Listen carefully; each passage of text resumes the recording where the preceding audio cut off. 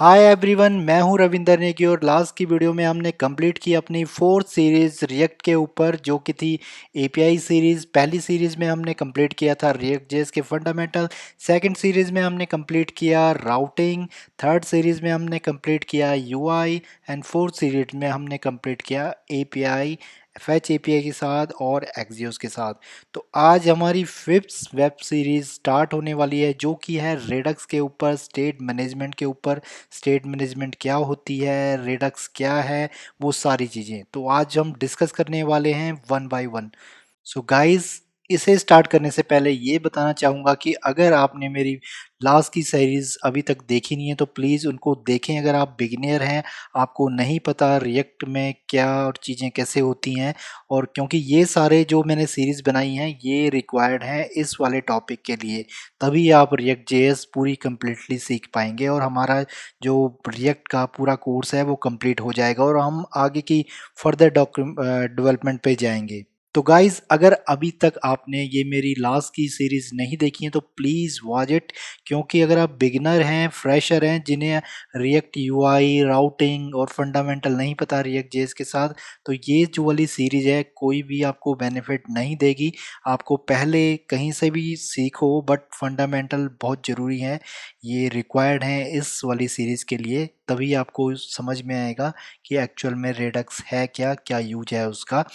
तो साथ के साथ आप ये वेब सीरीज़ देखें लास्ट की, और इसे भी देख सकते हैं, बट मैं रेकमेंड करूँगा पहले कि पहले से फिर पहली, दूसरी, तीसरी, जैसे जैसे मैंने स्टेप बाय स्टेप ये सीरीज़ बनाई है, आप पहले उसे देखें और उनकी नॉलेज लें और देन इस वाली सीरीज़ में मूव कर जाएं, क्योंकि ये वाली हमारी लास्ट सीरीज़ है। इसमें क्या होगा कि इसके साथ हमारी रिएक्ट की जो फंडामेंटल या बेसिक जो डेवलपमेंट थी एक तरह से वो कंप्लीट हो जाएगी और हम फर्दर मूव कर सकते हैं अपनी, क्योंकि हम मन डेवलपमेंट आगे पूरा एक कोर्स बनाएंगे।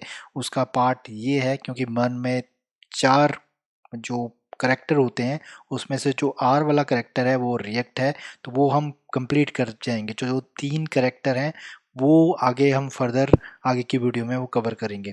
तो चलिए फ्रेंड्स, स्टार्ट करते हैं रेडक्स के ऊपर। तो फ्रेंड्स, सबसे पहले कि मैं रेडक्स की बात करूं उससे पहले हमें कुछ बेसिक चीजें जाननी होंगी। वो क्या चीज है आप स्क्रीन पे देख सकते हैं, व्हाट इज स्टेट।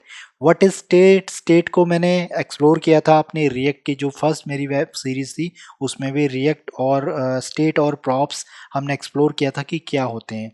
जी हाँ, कि कंपोनेंट लेवल पे जो हम वेरिएबल बनाते हैं, लोकल वेरिएबल होता है, वो उसका scope with in the component होता है, यानी कि एक प्लेन ऑब्जेक्ट होता है हमारा स्टेट जो कि कंपोनेंट लेवल पे होता है। उसमें हम उसकी प्रॉपर्टीज़ और जो भी एरे ऑब्जेक्ट जो भी हम स्टोर करवाना चाहते हैं वो करवा सकते हैं, उसको बोला जाता है स्टेट।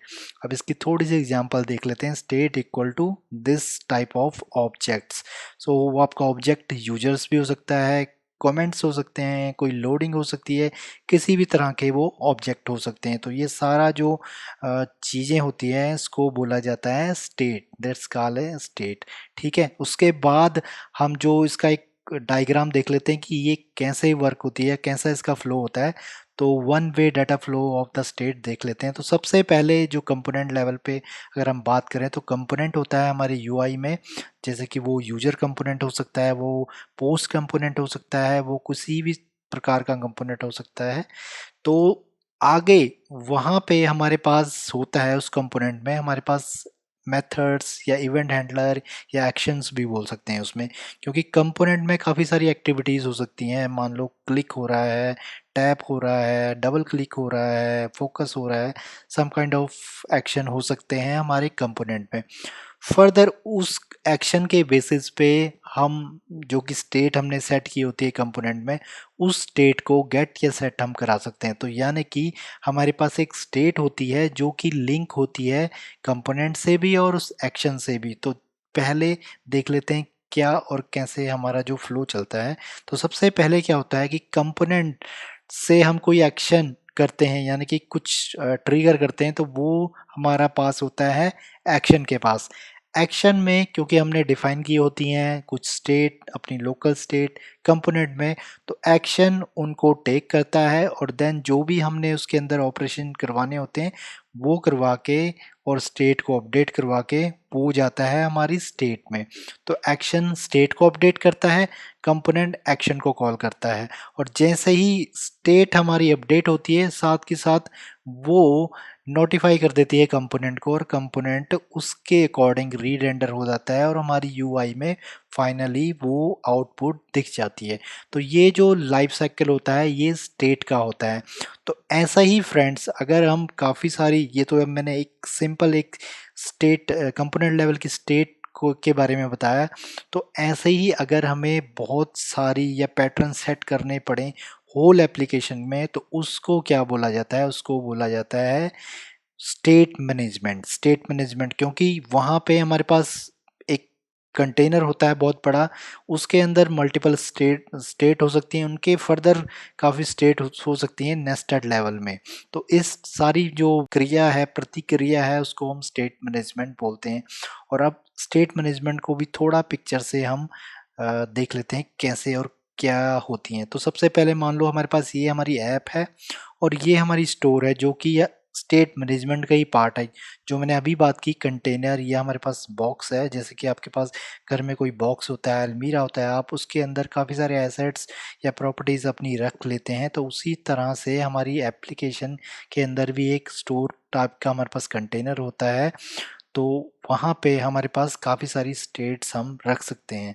तो जैसे कि ऐप के अंदर काफ़ी सारे कंपोनेंट होते हैं और वो अपनी ऐप के साथ अटैच होते हैं, जैसे कि यहाँ पे आपके पास यूजर कंपोनेंट हो सकता है, हेडर हो सकता है, कंपोनेंट सॉरी कमेंट्स हो सकता है, कोई पोस्ट हो सकती हैं, काफ़ी सारे कंपोनेंट हो सकते हैं आपकी ऐप में। सेम एज अगर स्टोर की बात करें तो स्टोर में भी काफ़ी सारी स्टेट हो सकती हैं, और वो स्टेट्स फर्दर बनाई होती हैं किसी ना किसी कंपोनेंट लेवल पे या किसी ना किसी प्रॉपर्टी लेवल पे, जिससे हम ये मेक श्योर कर लें कि कौन सी चीज़ें या कौन सा डाटा हमें स्टेट या स्टोर में रखना है। फर्दर ये स्टोर के साथ लिंक होती हैं, और कंपोनेंट भी किसी ना किसी स्टेट के साथ इंटरलिंक होता है, जैसे कि आप इस पिक्चर में देख सकते हैं। तो ये जो सारी ही चीज़ें होती हैं इसमें गेट सेट अपडेट डिलीट सारा जो ये प्रोसेस है वो चलता रहता है। ये ओवरऑल इस सारे पैटर्न को बोला जाता है स्टेट मैनेजमेंट। तो आगे बात करते हैं कि इसके बेनिफिट, स्टेट मैनेजमेंट के बेनिफिट क्या क्या है। तो सबसे पहले जो बेनिफिट मुझे लगता है इसका वो है, क्योंकि जैसे मैंने बताया कि एक स्टोर, एक कंटेनर होता है हमारे पास जो कि विद इन द ऐप होता है, बट एक सेपरेट भी, वो हम उसे कह सकते हैं कि वो एप्लीकेशन के अंदर ज़रूर होता है, बट वो एक सेपरेट आइडेंटिटी है। जैसे कि अगर मैं एपीआई की बात करूं या डेटाबेस की बात करूं, वो एक सेपरेट होता है, तो वैसे ही ये स्टोर भी हमारी एक तरह से सेपरेट ही होती है। तो उसमें क्या होता है कि जितनी भी हम पूरी एप्लीकेशन के अकॉर्डिंग, अपने डाटा के अकॉर्डिंग स्टेट हम वहाँ पे स्टोर करके रख लेते हैं, वो एक जगह पे होते हैं। तो वहाँ से क्या होता है कि कंपोनेंट, क्योंकि कंपोनेंट के पास जो अपनी सेल्फ स्टेट है वो सिर्फ विद इन कंपोनेंट ही होती है। आपको अगर वो स्टेट किसी और को पास करनी होती है तो वो, उसके लिए हमारे पास रिएक्ट जेएस में प्रॉप्स है। आप डायरेक्टली कभी भी स्टेट को पास नहीं कर सकते किसी दूसरे कंपोनेंट में। तो जो ये स्टोर या स्टेट मैनेजमेंट वाला जो फंडा है, पैटर्न है, इसके थ्रू हम डाउन ड्रिल कर सकते हैं अपनी स्टेट को, टॉप लेवल पे भी भेज सकते हैं, टॉप टू बॉटम भी भेज सकते हैं। तो कहने का मतलब है सिंगल प्लेस और किसी भी कंपोनेंट में जाके ये स्टेट एक्सेसिबल है। तो पहला बेनिफिट तो ये है। सेकंड बेनिफिट है reduce HTTP request. Reduce HTTP request कैसे होगी? रिक्वेस्ट ऐसे रिड्यूस होगी कि जैसे मान लो कि आपने फर्स्ट टाइम अपने एप्लीकेशन में डाटा मंगवाया और वो डाटा आपने स्टोर कर लिया स्टेट में किसी, तो आप क्या करेंगे कि जब आपको किसी दूसरे कंपोनेंट में वो डाटा चाहिए, तो अब जो स्टोर के या स्टेट के जो इंस्टांस है आप इजीली उसको गेट कर सकते हैं किसी भी कंपोनेंट में। तो उसके लिए आपको दोबारा एपीआई कॉल करने की ज़रूरत नहीं पड़ी। तो एक एक छोटी सी एग्जांपल है ये वाली, बट ऐसे काफ़ी सारे सिनेरियो हो सकते हैं गेट या एडिट या डिलीट के केस में, कि जहाँ पे आपको एपीआई रिक्वेस्ट सिर्फ आपको जो उस पर्टिकुलर ऑपरेशन के लिए भेजनी है, अदरवाइज आपको गेट या फेच करने के लिए वो ऑपरेशन नहीं करनी है। तो ये जो दो बेनिफिट मुझे लगते हैं इसके, और काफ़ी बेनिफिट है स्टेट मैनेजमेंट का। तो अब आगे बात करते हैं कि भाई रिडक्स जो कि हमने पहले से ही जो टॉपिक स्टार्ट किया, तो अब उसके ऊपर आते हैं कि रिडक्स या जो स्टेट मैनेजमेंट टूल, इसकी बात कर लेते हैं पहले कि स्टेट मैनेजमेंट टूल हमारे पास या किस तरह के से हम रिएक्ट के साथ यूज कर सकते हैं। तो सबसे पहले मैं बात करना चाहूँगा स्टेट मैनेजमेंट टूल कौन कौन से हैं रिएक्ट जेएस में। तो सबसे पहले जो नंबर वन पे आता है रिडक्स, जो कि हम अभी इस टॉपिक पे बात ही करेंगे। तो रिडक्स को मैंने नंबर वन पे इसलिए रखा फ्रेंड्स क्योंकि ये सबसे पुराना है, और जो रिएक्ट जेएस है उसके साथ इसकी जो कंपैटिबिलिटी है, जो इसकी इंस्ट्रक्शन है वो बहुत अच्छी है। फेसबुक ने एक फ्लक्स करके फ्रेमवर्क बनाया था या लाइब्रेरी बनाई थी जो कि स्टेट मैनेजमेंट ही था वो अपनी रिएक्ट जेएस के साथ, कि वो अपना खुद का बनाना चाहते थे बट वो उसको इतना एक्सप्लोर नहीं कर पाए। तो वहीं से ही जो रिडक्स के ऑथर हैं उन्होंने फ्लक्स को इंस्पायर हुए उससे, और देन उन्होंने रिडक्स को बनाया। और अब तो फेसबुक भी या रिडक्स की कम्युनिटी भी ऑफिशियली रिडक्स को ही रेकमेंड करती है रिएक्ट के साथ। तो फर्स्ट प्रायोरिटी मेरी रिडक्स के साथ है। सेकंड प्रायोरिटी मोवेक्स है। मोवेक्स भी काफ़ी अच्छा है, रिएक्ट के लिए काफ़ी अच्छा टूल है, स्टेट मैनेजमेंट टूल है ये भी। और थर्ड है इजी पीजी। ये भी बहुत लाइट है, बहुत ही इजी है। जैसे कि मेरे को काफ़ी सारे लोग पूछते हैं, उनकी क्वेश्चन ही रहती है कि यार रेडक्स को सेटअप करना बहुत मुश्किल है, यानी कि जो भी फ्रेशर है या कोई बिगनर है रिएक्ट में, उसको अगर पहली बार या उसको दो तीन बार भी रिडक्स को कॉन्फ़िगर करने दे दिया जाए कि भाई तुम स्ट्रक्चर बनाओ इस एप्लीकेशन का, रिएक्ट का तुम सारा कुछ सेटअप करो, तो वो थोड़ा सा उनको डर लगता है उस चीज़ से। तो अगर वो चीज़ हटानी है तो इजी पीजी भी बहुत ही अच्छा है, बहुत ही मिनिमल सा सेटअप है इसका। तो बट रिडक्स को भी आगे एक्सप्लोर करूंगा। उन्होंने भी काफ़ी सारी रिसेंटली काफ़ी सारी लॉन्चेस किए हैं जिससे उन्होंने भी अब काफ़ी सारा ये आसान कर दिया है काम। तो अब फाइनली बात करते हैं फ्रेंड्स हम व्हाट इज़ रिडक्स। तो आई होप कि जितनी भी मैंने अभी तक डिस्कशन की है उसमें आपको वैसे ही क्लियर हो गया होगा कि क्या है रिडक्स। स्टेट कंटेनर है, यानी कि जैसे कि मैंने बताया कि हमारे पास एक बॉक्स, रियल लाइफ की बात करूं तो हमारे पास एक बॉक्स है जहाँ पे हम काफ़ी सारा सामान रख सकते हैं। तो वैसे ही रिडक्स है, हम इसमें काफ़ी सारी स्टेट रख सकते हैं अपनी पूरी रिएक्ट जेएस की एप्लीकेशन के लिए। क्योंकि रिएक्ट में हमारे पास दो वे हैं, और अपनी स्टेट को किसी भी कंपोनेंट के साथ शेयर करने के लिए पहला वे है ये है कि हम मान लो एक कंपोनेंट लेवल पे स्टेट बनाते हैं और उसे हमें क्या करना पड़ता है, एज ए प्रॉप्स हम दूसरे कंपोनेंट को पास करते हैं। और मान लो ऐसे ही पर हमारे पास कंपोनेंट है वो काफ़ी ड्रिल डाउन है, नेस्टेड लेवल पे है, तो हमें ये जो प्रोसेस है वो बार बार करना पड़ेगा, एक कंपोनेंट से दूसरे कंपोनेंट, दूसरे कंपोनेंट में तीसरे, तीसरे से चौथे। और दूसरा मेथड है हमारे पास, जो कि ये वाला जो मेथड था ये थोड़ा सा टिपिकल है, कॉम्प्लेक्स हो जाता है जब आपकी एप्लीकेशन का साइज बढ़ने लग जाता है। तो इस पे भी हम काटा मार सकते हैं कि हम इसको रेकमेंड नहीं करेंगे। दूसरा वे है रिएक्ट में कॉन्टेक्स्ट एपीआई। कॉन्टेक्स्ट एपीआई में हमारा काम थोड़ा सा इजी हो जाता है, क्योंकि यहाँ पे हमें एक बार हमने जो अपना डाटा सेट कर दिया तो हमें कंपोनेंट टू कंपोनेंट वो पास नहीं करना पड़ता। वो उसका भी सेम फंडा है स्टोर मैनेजमेंट की तरह या स्टोर कंटेनर की तरह, कि आप उसका आपने इंस्टांस बनाया और आप उसको दोबारा उस इंस्टांस को वहाँ पे बनाइए और उसको गेट कर लीजिए। बट वो किसी केस में जहाँ पे मान लो आपको फ्रिक्वेंटली डाटा अपडेट करना है, आपका कंपोनेंट को पता लग जाए कि इसमें डाटा अपडेट हुआ है, तो उस केसेस में वहाँ पे जो कॉन्टेक्स्ट एपीआई है थोड़ा सा उसका लूप होल है, जो कि मैं रेकमेंड नहीं करूँगा। तो जो तीसरा ऑल्टरनेट है फ्रेंड्स इस चीज़ को ओवरकम करने का बहुत ही बेस्ट सोल्यूशन है लार्ज एप्लीकेशन के लिए, वो है रिडक्स। क्योंकि रिडक्स प्रोवाइड करती है आपको एक स्टोर कंटेनर जहां पे आप स्टेट बनाते जाइए और उसको कहीं भी और किसी भी कंपोनेंट से जाके आप इजीली उसको गेट या सेट कर सकते हैं। तो आइए अब बात करते हैं कि रिडक्स काम कैसे करती है, उसका एक फंडा देख लेते हैं कि क्या क्या होता है उसमें। तो सबसे पहले जो हमारे पास होता है जो रिडक्स में, जैसे कि हमने अभी लास्ट की स्क्रीन में देखा था स्टोर मैनेजमेंट में, कि हमारे पास एक तरफ स्टोर है एक तरफ ऐप है, तो सेम फंडा इसमें भी है क्योंकि ये रिडक्स मैनेजमेंट स्टेट मैनेजमेंट ही टूल है। तो यहाँ पे हमारे पास है स्टोर फ्रेंड्स। अब स्टोर के आगे फर्दर दो पार्ट कह लो या कैटेगरी कह लो, दो मतलब इसके आगे फर्दर कैटेगरीज हैं। तो वो पहला क्या है, यहाँ पे स्टोर के अंदर हम स्टेट होती हैं काफ़ी सारी, तो इस स्टेट को मैंने यहाँ पे दिखा दिया।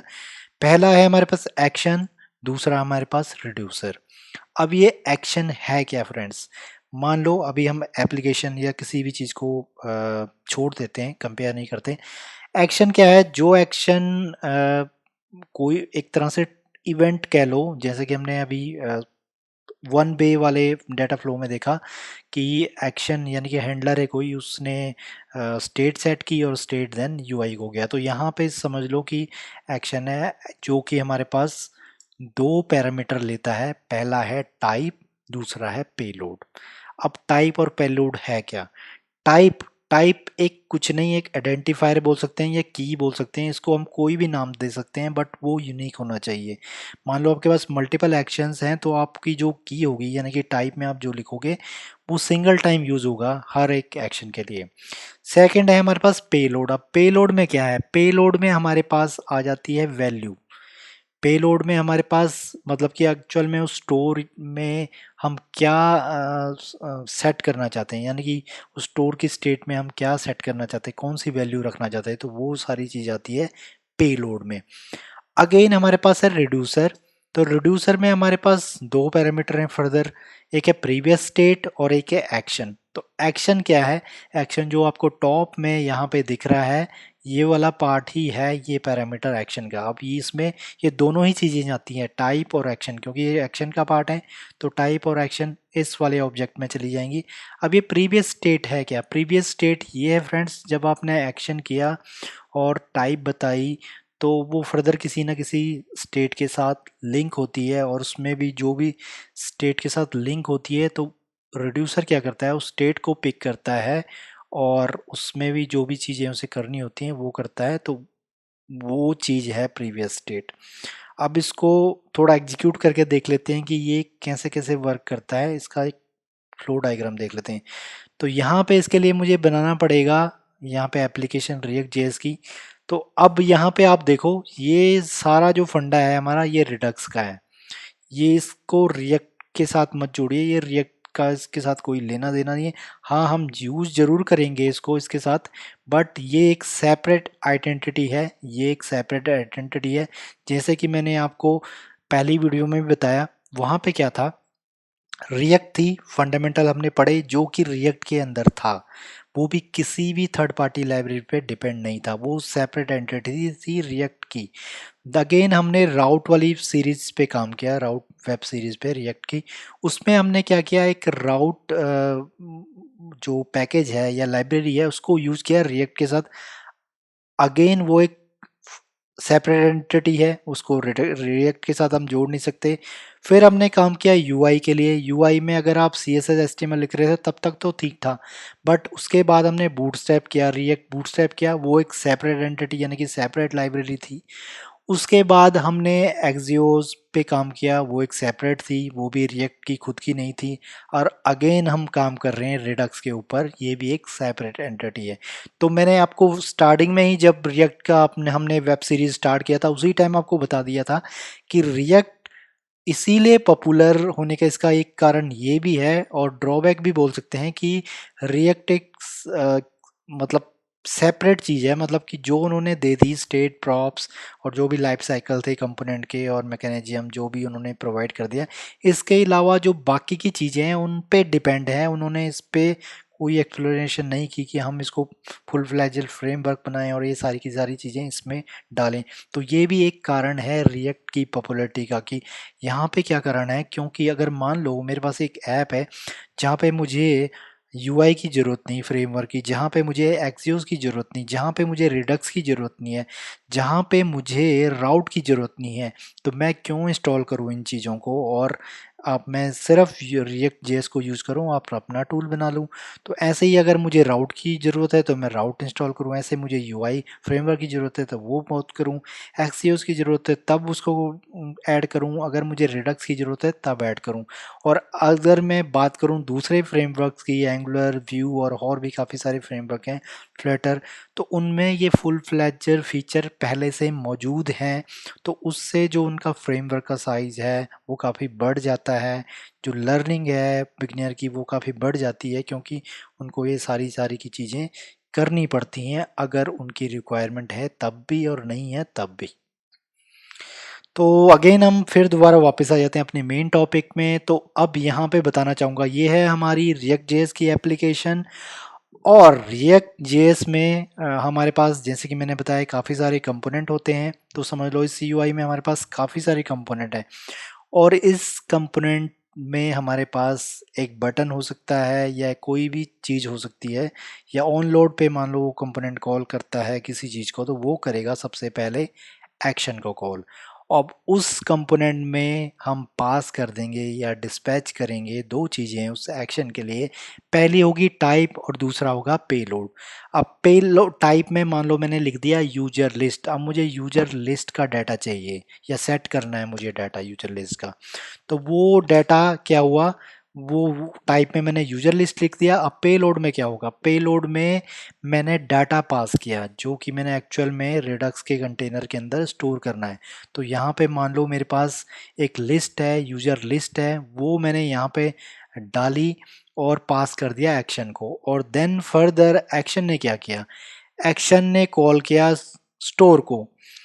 और स्टोर में क्या गया, स्टोर में गया कि हमारी टाइप और पेलोड। अब पेलोड और टाइप जब स्टोर में गई तो जो रिड्यूसर है, रिड्यूसर क्या है, एक फंक्शन है। रिड्यूसर काफ़ी सारे हो सकते हैं, एक्शन भी काफ़ी सारे हो सकते हैं। तो जो रिड्यूसर है वो हमारी स्टोर के अंदर जो स्टेट हैं, जैसे कि यहाँ पे आपको ये ब्लू सी स्टेट दिख रही हैं, ऐसे काफ़ी सारी स्टेट हो सकती हैं। जैसे कि मैं बात करूँ यूजर्स हो सकता है, हमारे पास कंपोनेंट सॉरी कमेंट्स हो सकता है, पोस्ट हो सकता है, और कोई भी साइट की कॉन्फ़िगरेशन वो हमारे पास एक स्टेट हो सकती है। उस स्टेट के अंदर हम काफ़ी सारे छोटी छोटी स्टेट भी बना सकते हैं वो थ्रू द रिड्यूसर। तो रिड्यूसर हमारा एक मेथड है जो कि टेक करता है प्रीवियस स्टेट और एक्शन को। तो जैसे ही एक्शन ने स्टोर को पास की ये टाइप और पेलोड, और जो स्टोर है वो है हमारी एसोसिएट सारे के सारे रिड्यूसर के साथ, क्योंकि ये रिड्यूसर है एक्चुअल में स्टोर के अंदर ही होता है। एक्शन को हम बाहर कर सकते हैं, बस जो रिड्यूसर है वो स्टोर के अंदर ही है। यानी ऐसे ही मान लो आपके पास एक रिड्यूसर है यूजर का, एक रिड्यूसर है कमेंट्स का, ऐसे ही पोस्ट का। तो वो किसी ना किसी स्टेट के साथ आप एसोसिएट कर देते हो। मान लो आपने लिखा यूजर स्टेट है और उसको आपने एसोसिएट कर दिया या कनेक्ट कर दिया यूजर रिड्यूसर के साथ। ऐसे ही आपके पास कंपोनेंट स्टेट है, आपने उसको कंपोनेंट कमेंट रिड्यूसर्स के साथ एसोसिएट कर दिया। तो वो जब एसोसिएट हो गया तो कम इस रिड्यूसर के अंदर क्या है कि जैसे कि मैंने बताया ये मेथड है। अब इस मेथड में ये हमारे पास लेता है प्रीवियस स्टेट, यानी कि जितनी भी स्टेट है वो सारी इनिशियलाइज स्टेट लेता है और एक्शन लेता है। अब एक्शन में जो ये हमने टाइप दी है ना, वो काफ़ी सारी टाइप इस रिड्यूसर के अंदर हम पहले से बना के रखते हैं। जैसे कि मान लो एक टाइप मैंने इसके अंदर बना ली केसेस, स्विच केस या कंट्रोल स्टेटमेंट के साथ, कि भाई अगर मेरे पास आया यूजर लिस्ट, ठीक है, अगर मेरे पास आया ऐड यूजर, अगर मेरे पास आया ऐड कमेंट, तो इस तरीके से काफ़ी सारे स्नैरियो या केसेस हम हर रिड्यूसर में बना के रख लेते हैं। और ये रिड्यूसर हमारा एसोसिएट होता है स्टोर के साथ। तो स्टोर एक तरह से डायरेक्टली ही टाइप के साथ भी एसोसिएट हो गया, फिर जो ये एक्शन वाली टाइप थी। तो जब एक्शन पास हुआ, टाइप गई, तो टाइप जो स्टोर है वो फाइंड करता है रिड्यूसर में कि इस टाइप ये जो टाइप है, जैसे यूजर लिस्ट मैंने बताया कि टाइप में यूजर लिस्ट है, उस टाइप का कोई केस है हमारे सारे रिड्यूसर में। तो जहाँ पे उसको वो केस मिलता है तो वो पास हो जाती है हमारे उस रिड्यूसर को। और उस रिड्यूसर में और क्या जाता है कि जो स्टेट उस रिड्यूसर से एसोसिएट है, यानी कि उसकी प्रीवियस स्टेट क्या है। प्रीवियस स्टेट का मतलब कि मान लो अभी जो यूजर जो स्टेट थी उसके अंदर हमने एक लिस्ट टाइप की सब वो बनाई, स्टेट बनाई, जो कि हम रिड्यूसर में करेंगे वो चीज़। तो हमने वो लिखी। तो वहाँ पे क्या है कि हमें यूजर मिला प्रीवियस स्टेट में।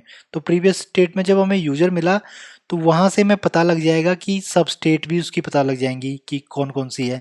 तो मान लो हमने यूजर में लिस्ट हमने चेक किया तो उस लिस्ट में अभी वो ब्लैंक था, तो प्रीवियस स्टेट में वो चीज़ आ जाएगी।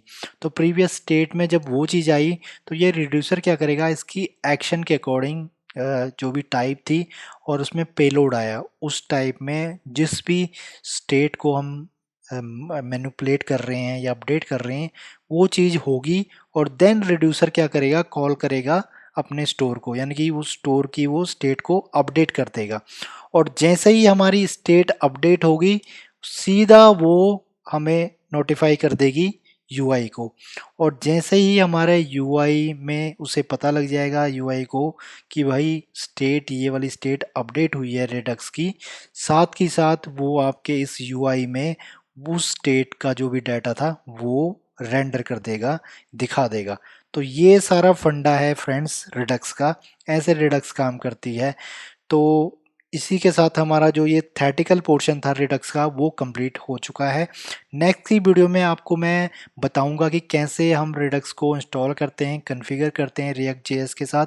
और रिडक्स में अभी न्यू टूल भी अनाउंस हुए हैं उनके बारे में भी, यानी कि अब थोड़ा सा पजलनेस बढ़ गया है रिडक्स में कि हमें किस वाले सिनेरियो के साथ जाना चाहिए। जैसे कि हमारे रिएक्ट में हमारे पास दो वे हैं कंपोनेंट बनाने के लिए, एक है क्लास बेस्ड कंपोनेंट, एक है फंक्शनल बेस्ड कंपोनेंट। तो अगर आपको स्टेट सेट करनी है तो हुक्स के साथ आप फंक्शनल बेस्ड कंपोनेंट में कर सकते हैं। और अगर आपको क्लास बेस्ड कंपोनेंट में करनी है तो उसके खुद के मेथड हैं, सेट स्टेट वाले मेथड हैं। तो ऐसा ही फ्रेंड्स रिडक्स में भी है। रिडक्स में अगर आप क्लास बेस्ड कंपोनेंट यूज कर रहे हैं तो आपके पास यहाँ पे कनेक्ट मेथड है, क्रिएट स्टोर है, मैप्स प्रॉप्स है। तो अगर आप हुक्स के साथ जाना चाहेंगे तो यहाँ पे हमारे पास यूज सिलेक्टर है, यूज डिस्पैच है। तो दोनों ही तरह के जो मेथड हैं या वे हैं वो प्रोवाइड करता है रेडक्स। तो इसी के साथ विदा लेना चाहूँगा इस वीडियो में और आपको जल्दी मिलता हूँ नेक्स्ट वीडियो में। Bye bye, thank you so much.